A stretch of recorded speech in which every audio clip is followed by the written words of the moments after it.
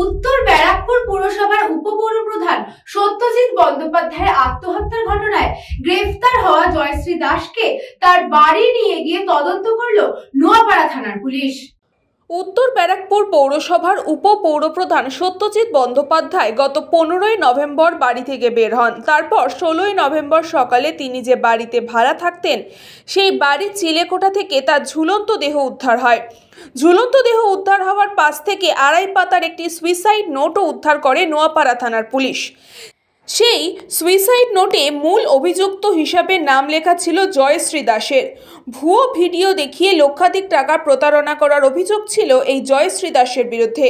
ঘটনার পর থেকে পলাতক ছিল জয়শ্রী দাস। অবশেষে 19 তারিখ সকালে রায়গঞ্জ থেকে জয়শ্রী দাসকে গ্রেফতার করে নোয়াপাড়া থানার পুলিশ।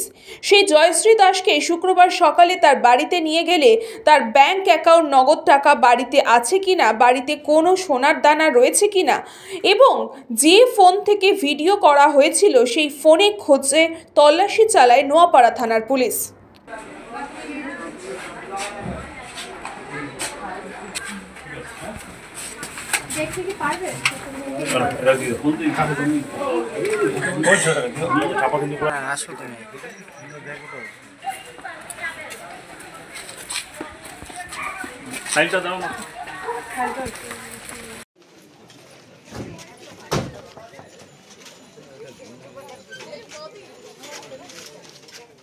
ব্যুরো রিপোর্ট, নিউজ বঙ্গ টাইম।